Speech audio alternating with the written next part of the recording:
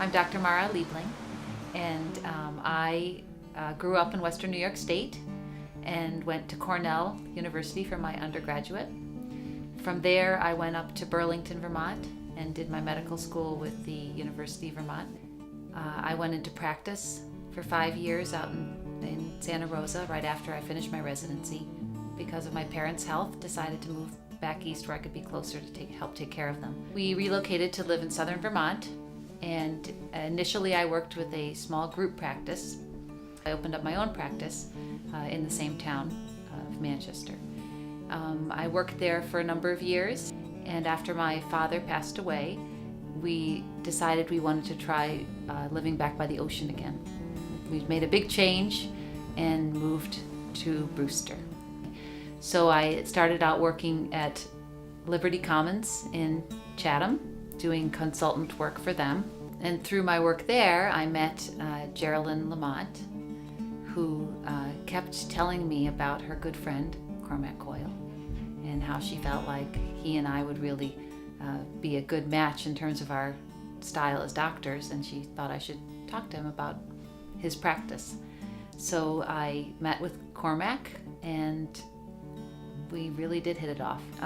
His vision for medical practice and his interest in community service, in really being a part of a community, struck a chord with me. Not just about what you're doing as a physician in the room with the patient, providing medications and healthcare, but he really looks at how we fit in with our community. And I think he has a very strong commitment to giving back to the community. The thing that inspires me most about being a physician is the trust that develops between my patients and myself. People share a part of their lives with me that they don't share with necessarily other people.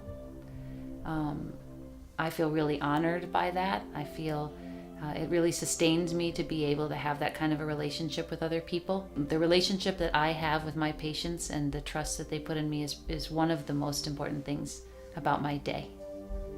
I'm given the opportunity every day to make some kind of a difference in people's lives. And that for me is one of the things that's most important in life, is to always be doing something that is in some way making someone else's life just a little bit better or more peaceful or calmer or whatever you can do.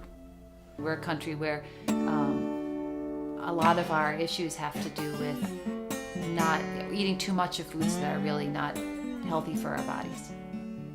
Maybe not having access to the healthier foods, but generally not putting healthy food into our bodies, and then not being physically active. I think that physical activity and exercise is the absolute key to good health. When I see patients who are 85 years old and look like they're 65 years old, and I sort of do a double take of looking at their birth date and looking at them and thinking maybe something's wrong here, every single one of those people are people who exercise. I have 80 and 85 and 90-year-old patients who exercise every day.